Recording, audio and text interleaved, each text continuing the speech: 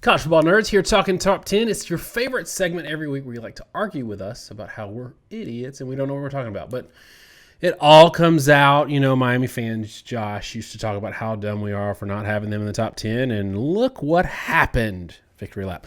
All right, y'all, we're going to do what we've been doing. We're going to both reel off our top 10, and then we're going to get into it because it's more fun that way. Josh, I've got Bama, Notre Dame, Clemson, Ohio State, Texas A&M, Georgia, Cincinnati, Oklahoma, Florida, Iowa State. Who you got? Alabama, Notre Dame, Clemson, Ohio State, Texas A&M, Georgia, Florida, Oklahoma, Cincinnati, and Indiana.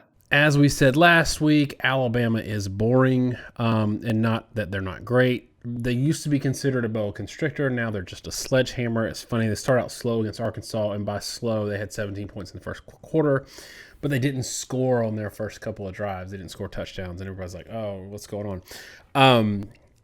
Before I kick it over to you, Josh, I want to let everybody know we did do some previews this week, but because of the nature of the games, they're a little bit longer. We got a little bit more in-depth. Ohio State fans, we went really deep on your reasoning for why you should be in the playoffs, even with 5 regular season games. Bama, we did a great deep dive on how Alabama's going to cover Kyle Pitts and how they're going to change their defensive packages, especially considering the possibility of having linebackers hurt. Notre Dame and Clemson, I think that was another good one that y'all will probably really enjoy, so you should check them out. All right, Josh, tell me, we were talking about Clemson and how they are ranked ahead of Texas A&M in the Ohio State video, strangely. And I want you to get into that a little bit and talk about how that's a little weird. It is a little weird if you're totally into wins and losses and resume. And everybody generally has had Clemson ahead of A&M, including us. But I think it's all for different rationales. Clemson, if you think about it, has played one top team, and that was Notre Dame, and they lost that game. Outside that, at the moment, really, it's like no other top 15 teams played. A&M has played multiple top teams, and they've played top 11 teams now. They had a win over a then top 10 Florida, now number 11. They have a loss to number 1. A&M's best win is over number 11. Clemson's best win as of this particular moment is going to be Miami. Miami is number 19. Florida, I believe, was ranked ahead of even where Miami was when they both suffered their first loss, but I think everybody agreed Florida's probably still better than Miami. Alabama, definitely considered to be better than Notre Dame. A&M has had a harder strength of schedule than Clemson has. So you end up with A&M, who has a better win, has a better loss, and has a harder schedule that still ranks behind Clemson. And I think there's a couple reasons why. Now, I think most of it comes down to the fact that people just think Clemson's better than A&M. They feel like if Clemson played Texas A&M, they would beat them by a significant margin. And that's why they continue to be ranked higher. In our rankings, we look at how you would have done, trade schedules, how you would have performed. We don't look at just pure wins over top 10 teams, wins over bad teams. But we're kind of evaluating it all to say if X team had your schedule, how would they have done?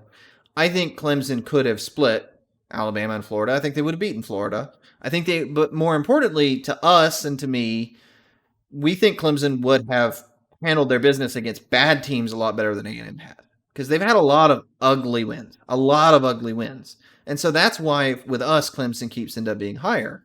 But if you're just into pure resume, wins, losses, wins in given brackets, A&M really beats them across the board. I don't know if you agree with me, but I know that the AP doesn't use our general criteria for ranking. I really think they have Clemson ranked ahead of them, partly due to their better, but partly I think they just have them ranked where they are because they assume that Clemson will beat Notre Dame. Yeah, I think it's deep down somewhere.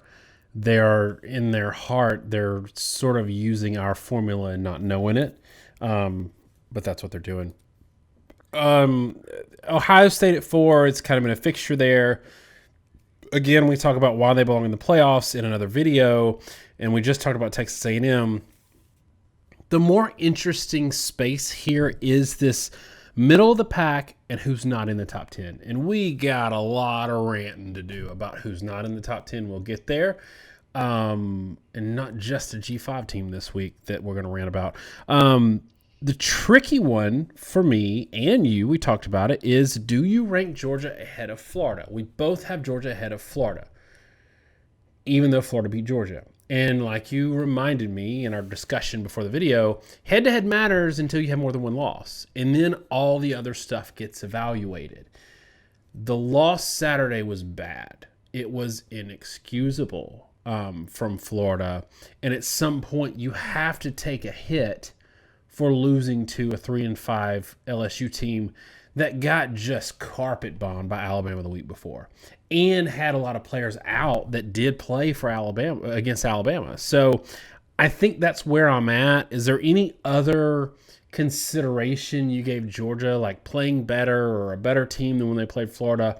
Or was it really just on that LSU game? Well, you mentioned Alabama. I think more notable is that Auburn carpet bombed LSU. So we've been talking all season that LSU is probably the worst defense in their program history statistically.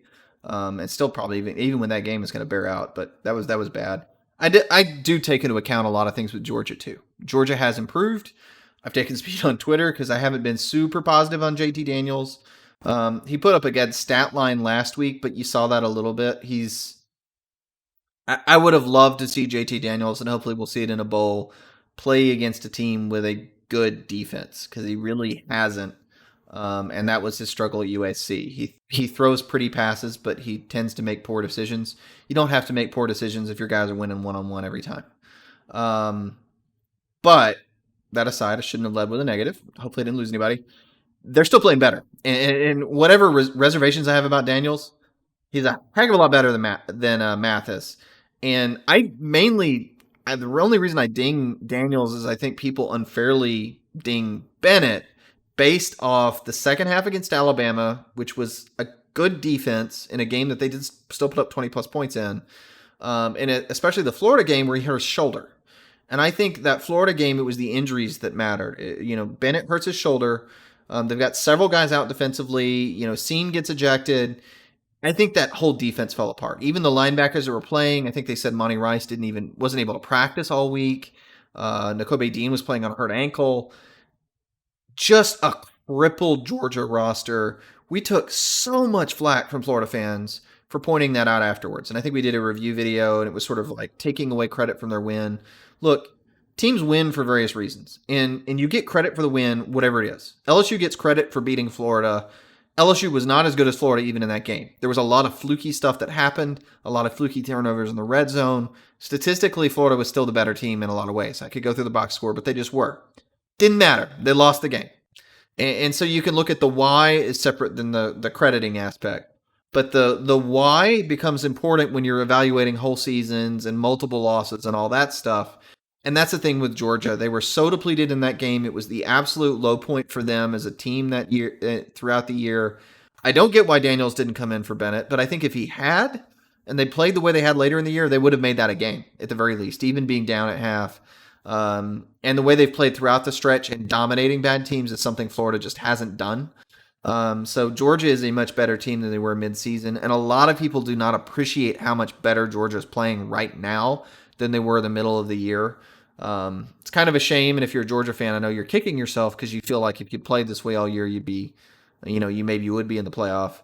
I don't know that that's wholly true, but I definitely think as of last week, Georgia's playing better football than Florida. Yeah, and just behind them for me is Cincinnati, and I think this is a year that's ironically everybody is saying that this is the year that we put a G5 team in the playoffs, which may happen. I think there's an outside shot that Cincinnati gets in if Notre Dame kicks Clemson out entirely with a win this Saturday. But, I mean, super quick, yes or no, Josh, do you think in a lot of ways the COVID scheduling situation and not playing G5, P5 crossovers, especially with Cincinnati, actually is what may ultimately keep Cincinnati out of the playoffs? I do, because at the end of the day, it gave no opportunity for G5s to prove themselves against P5s, and it robbed Cincinnati of the chance for them to prove themselves against P5s. And Same argument I made about Florida with the LSU game, and Mullen was complaining about it. Florida's loss to LSU proved why that game needed to be played. And in the same way, Cincinnati's basically inability to play these P5 games means you assume they're going to lose. And if they would have been able to play, or if the teams they played against P5 teams, they could have broken some of those assumptions. But without it, you're stuck evaluating them in this silo. I dropped Florida to 9. You've got a little higher. I think some of this we have to also remember, like Pitts didn't play in this game. They sat him because they thought they had the game in the bag. So that they still should be dinged for losing the game, but we also need to realize that this wasn't the full Florida. So in the way that we rank things, if you're going to say, well, they've got 2 losses now, one of them was a really bad team, you got to dump them. You also have to say that you're dumping them behind teams that you think absolutely would beat Florida with Kyle Pitts on the field. And I don't know that anybody believes that about a team that's currently outside of our top 10. I've got Oklahoma ahead of Iowa State in mine. To you, is that defensible under the same guise as we have with Georgia, Florida, in that Iowa State beat Oklahoma, but the whole thing has to be taken into account, and we're further down the road with teams improving over the course of the season? Or is that one where maybe I got it a little bit wrong? I think it's perfectly defensible. I know they beat Oklahoma. It's the same thing with the Florida-Georgia situation.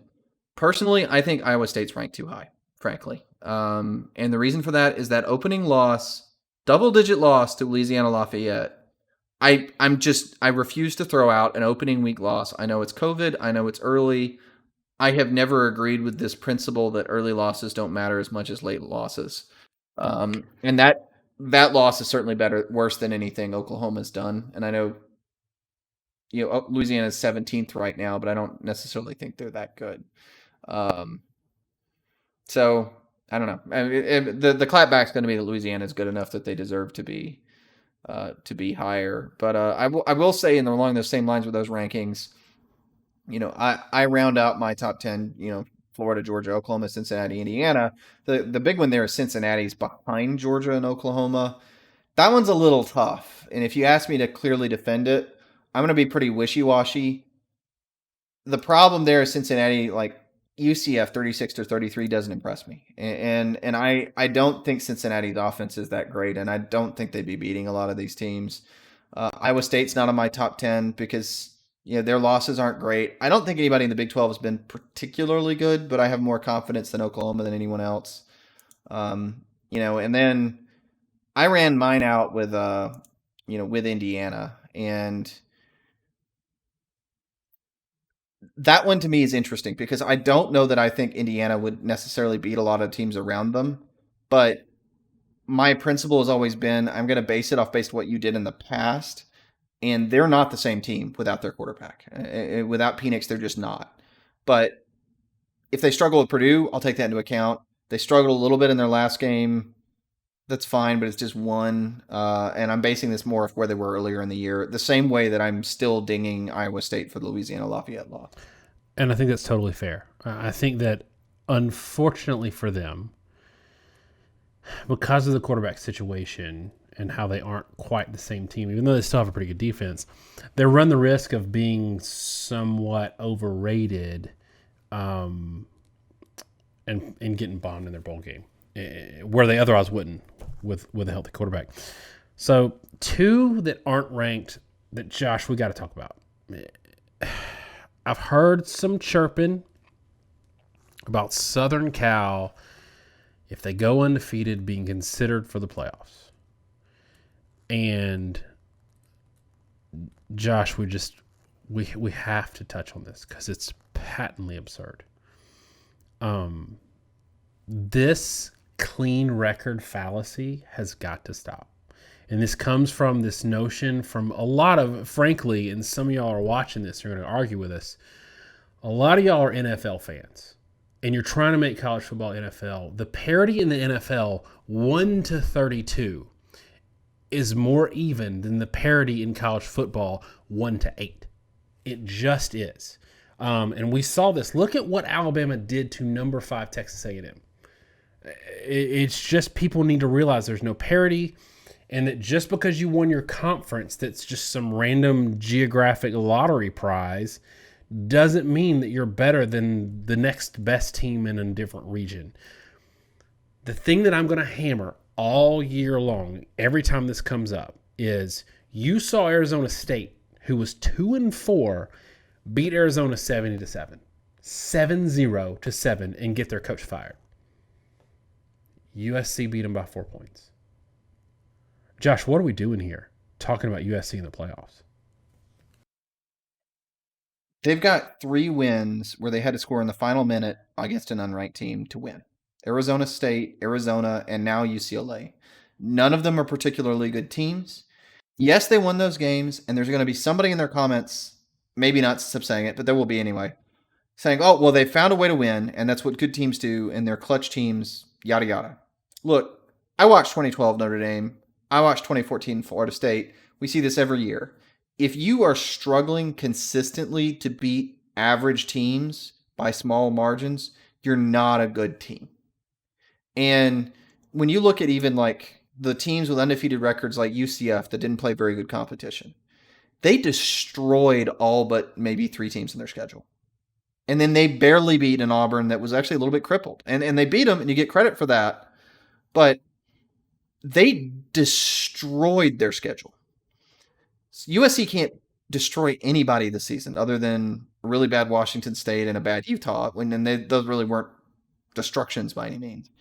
So, yeah, I don't know that I don't buy that they would beat even like a Cincinnati, and I really don't buy that there aren't, especially with as few games that they played, there are a lot of teams that would be 5-0 with their record or their schedule. A lot of teams. And the difference between them and someone like Ohio State destroyed teams, destroyed them of the caliber of Arizona and Arizona State. Their one close game was against Indiana, who, especially at that time, was far better than anyone USC has played. So that's my problem with them. And again, and this extends to other teams. Again, it's difficult too if you look at like, why is this different than like Coastal Carolina versus Cincinnati? Well, Cincinnati is destroying people. I mean, they destroyed Houston, destroyed Memphis, destroyed SMU, double-digit blowout out of double-digit blowout for like 7 games in a row, 8 games in a row, all the way through the UCF game, which was one close one after like 7 blowouts. You compare it to like Coastal Carolina, who's another one that we talked about, right? Coastal Carolina has had several close wins, and it's great, and they deserve to be ranked somewhere. But discussion for the playoffs for teams like Coastal Carolina and USC, where you're beating, like App States of the world by a score, or really bad Arizona teams, no. A lot of teams would beat those teams. And the fact that you're just edging them out tells me you're a little bit better than them and finding a way to win. But being a little bit better and finding a way to win against them will make you uncompetitive against the kind of teams that are actually in the playoff. Yeah, and I don't... I'm running the risk of really upsetting some of y'all, and it's not meant to offend. But when we get excited about saying, well, we need to put Coastal Carolina in the playoffs because they haven't lost yet, we are conflating a good story with the need for them to be on the same level as an Alabama or a Clemson. And this is doing their good story a disservice, because it's making it something it's not. There is not a single person in college football fandom who would pick Alabama to be -4 against Troy. And that's what Coastal Carolina just rolled out Saturday. They beat Troy by 4 points. I think Troy has 6 losses. I think they've got multiple like 40-17 type losses. App State bombed them. And look, Coastal Carolina beat App State. That's fine. But barely. Came from behind. There is a difference between consistently barely beating or closely beating or even bigly beating a G5 schedule, a full G5 schedule, and saying, hey, that's a nice team. Let's put them in a good bowl. They've had a great season. Versus saying they need to be in the playoffs because they're a conference champion that's undefeated. I'm sorry. Alabama is 40 points better than most G5 conference champions. Clemson is 40 points better than most G5 conference champions. I don't want to see that game in the playoffs. And this is from a lot of fans who frankly watch their team and that's it. And they don't understand the lack of parity in college football. They don't watch enough college football. Some of y'all need to stop just watching your team and get out and watch all of it.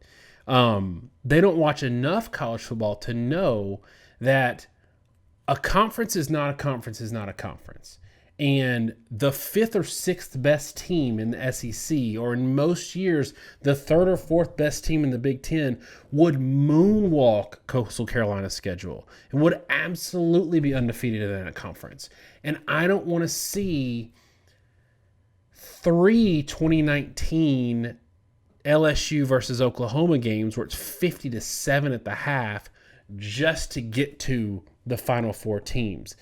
Is there a nice way to put this, or is this just too many fans trying to take the parity or makeup of other sports and shove it into college football where it doesn't fit? I think the reality is that it is people trying to take other sports and fit it. And I don't know how many times we get in the comments, like, no one else does it this way. They always say, if you win out, then you win the championship. And football 1 is a game that you don't play that many games. Okay? You don't play that many games. We're not going to have a 64-team tournament. You can't have a 64-team tournament. The NFL doesn't have a 64-team tournament. It's always going to be somewhat limited. Second, no other sport has this lack of parity. I think to some extent it's what makes football kind of fun, or college football fun, because it's unbalanced. It makes it interesting to me personally, but it's the reality of the sport. People want it to be more like the NFL or more like college basketball. 1, football is never going to be like basketball. 2, the NFL is the way it is because they have a draft and they have salary caps. And you can only have, you each get to pick a first-round guy. Then you get to pick a second-round guy. As long as recruiting is open and kids can go where they want, college football will never be the NFL and can't be. Those systems are incompatible. And by the way, the more you try to pay players and do all that stuff, the worse this is going to get. And the other thing I will say with the playoffs is, by negating the one loss or 1 or 2 losses that these top end teams take, by the fact that Alabama can not win their division and make the playoffs, that just makes this problem worse. We said that from the get-go when there was this overreaction to the Alabama-Ohio State BCS championship. Everyone then said, we don't want this to happen again. We need to make sure everybody gets a chance in the playoffs. And it was this assumption that if you get other conferences in, they'll knock off the SEC consistently. What we ended up getting was the ability for Alabama and Clemson to constantly get mulligans and win the playoff anyway. There were several seasons where Clemson or Alabama would not have won a title if they were punished for their one loss. But the playoffs basically allows the parity to take hold, right? It's sort of convergence to the mean. You can lose in the regular season, but it all comes out in the wash anyway. You get in the playoffs, you win your games, and you win out. The reality people are really lobbying for, and I know you agree with me on this, Daniel, is a situation like Oklahoma's been in, that as good as Oklahoma has been, after that initial loss to Georgia several years ago, it's just been year after year of getting in the playoffs, getting destroyed, getting bounced. I can't say that Oklahoma fans probably find that terribly fun. And Oklahoma is a really good team. What you're going to see if you expand to 8 is that, but worse. If number 1 Alabama is playing like number 8 Coastal Carolina, it's going to be 50-10 at the half because they're going to really try. And it's going to be that year after year. And the playoffs, quite frankly, are going to suck. It's going to be, the excitement to make the playoffs is going to last about 3 or 4 years. And then it's going to suck because teams are going to know the playoff is just an opportunity to get destroyed again. Yeah, and what it does is Oklahoma fans can appreciate this. How much did Oklahoma fans love the 2013 Sugar Bowl win over Alabama versus what have they had to show at the end of the season? No Oklahoma fan loves the end of their season in 2018 or 19. Not a single one. And in some ways, like 2016 Washington, being in the game is better than being in the Rose Bowl, but not every single year. At some point, it's nice to end the year with a win. Alabama last year was so beat up. It was so much better for Alabama fans to win a semi blowout against Michigan versus getting bounced in the first round because they were a tattered mess. And what we're going to do for this in this expansion that you're talking about is it's going to be at the expense of the regular season.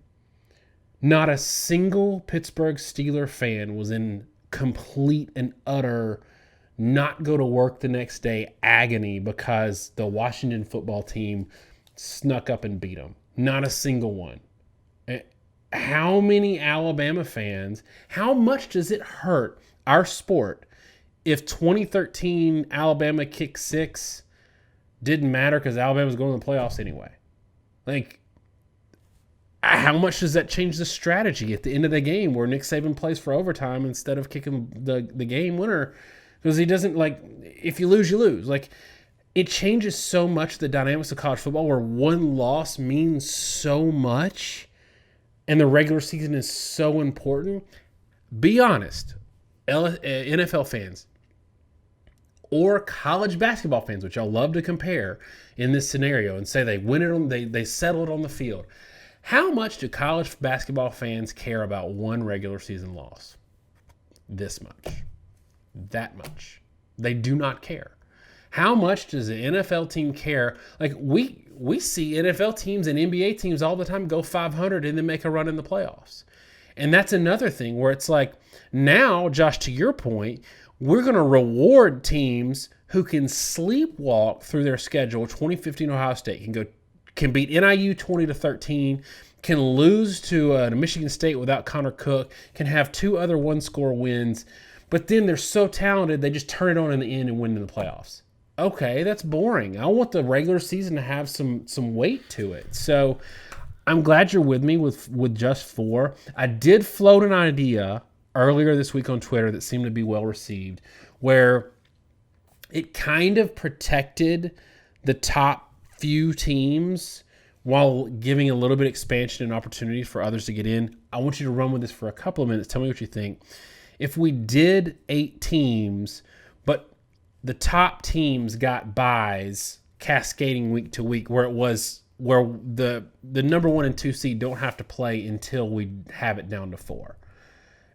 I think that way, like, you have these quote unquote play-ins where, 8 and 5 are playing and 7 and 6 are playing, and then 3 and 4 are playing those teams to get it down to a league of 4 or a playoffs of 4 is a little bit better, because you don't have an Alabama team playing somebody, beating them by 50, but blowing their quarterback's knee out in the first round. Is that at least a little bit better? I think potentially so. So let me respond to 2 things as I lead into it. The first is, I think you want to make in the playoff. You want to get in the playoffs if you have a chance to win the playoffs, or if you have a chance to win a game. And I think that's what Oklahoma fans are beginning to realize, and a lot of fans that have made the playoffs and gotten bounced have found.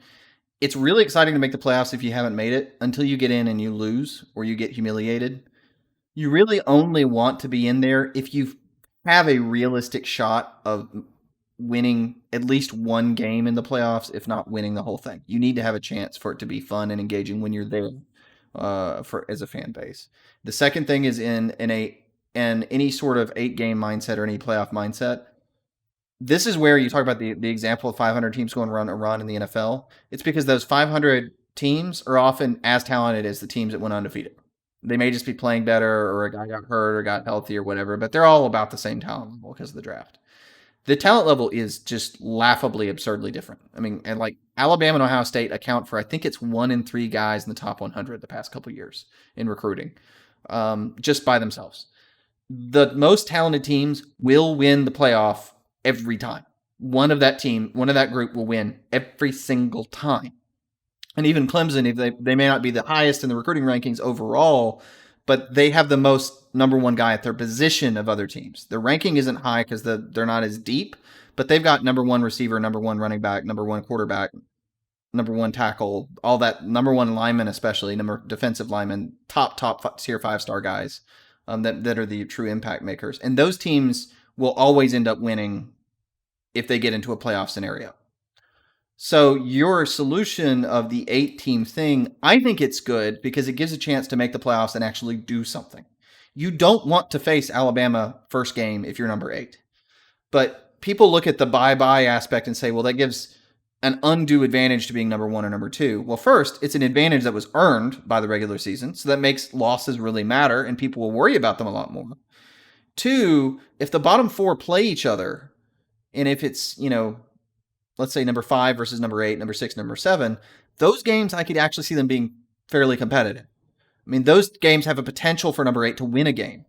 And that's going to make it a lot more fun to be in the playoff. And then you get excited about the next round and can I continue to carry the momentum? Now, those teams 5, 7, 6, 7, and 8 are never going to win the playoff, realistically. They're just not. Not unless it's an Alabama that lost a game or two because they lost a quarterback, or an Ohio State that loses a quarterback or something like that, that got dinged lower even though they should be higher and it was an injury situation, and then they'll play their way back up again. But the Coastal Carolinas are not going to make it that far. But at least you have a chance to win a game.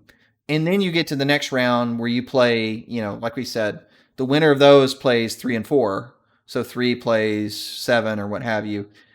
Now, can you beat number 3? And that's probably usually not going to happen, but occasionally maybe it will. But at least it's a more competitive game. And if you won the original one and then you lose that one, you feel like you showed that you belonged in the top 8, but you got bounced out when you should get bounced out. And then you'll face number 1 and number 2, and a lot of times one of number 1 and number 2 is going to win, or at least one of the top 4 is going to win almost every time. But that was going to happen anyway. And the one thing I will say against it, Daniel, is we're going to end up with the same gripe though, where people are going to say they're only winning because they get bye. That because the first number 1 and number 2 get a double bye, that's why they're winning. I think unless you go to an 18 playoff, people are never going to accept that number 8 isn't going to beat number 1 in college football. So the problem is you got to have it to prove people wrong. But once you get it, I don't think people are actually going to like what they get. In the same way that people do not like how favorable the current playoff format has been to the more talented Southern teams in this sport. Yeah, it's funny because, like you said, and you said Ohio State, Alabama, BCS. You meant Ohio State, or you meant Alabama, LSU. Everybody's like, we got 2 teams in the BCS game. That's not fair. Making no consideration with the fact that 2011 LSU and Alabama were absolutely far and away way better than the number 3 team, which they actually, LSU played the number 3 team, which was Oregon, and they beat the crap out of them. The thing we saw was in 2017, we had 2 SEC teams in, and they both won their early round games. So it's like, look, I don't think the SEC is going to win it every year or has the best team in the country every year. 2014 proved that. Clemson has proved that. But what I do think is, as you expand the teams, you are going to find out it's so much better to be 2015 Ohio State and to be able to say, we coulda, woulda, shoulda, and we were the most talented team in the country, and we didn't get left out, and we would have won it all. 2004 Auburn, same thing. It's so much better to be that team than to be 2016 Ohio State, get your teeth kicked in, and then not be able to say, not be able to play the what if game. And what's going to happen is all these people who say that the SEC or Clemson or Southern teams or Ohio State are media fabrications and they get the benefit of the doubt from ESPN because of a money thing or whatever, they're going to have all doubt removed, and it's not going to be fun for college football. And it's not going to be fun for a Cinderella CCU, because this ain't college basketball where one player that's really good is 20% of your roster on the floor. When CCU gets drilled 52-7 by Alabama, we're only going to like that for so long, and then we're going to have to roll it back. All right, y'all, this was a super long one, but this was fun. And again, we tell y'all every week, this is our favorite segment. Every video that we do out there in the ether, the top 10 video every week is kind of the essence of us. So we really like it. We really enjoy it. If you could, share it around forums, Reddit, whatever, get the word out, because sometimes people see top 10 and they don't think there's much going on, but there's a lot of good football discussion here, and not just in the video, in the comments section as well. Give us your top 10. Let us know what you think about our playoff kind of considerations, if we're crazy or whatever. Thanks so much, y'all. Have a great week. God bless.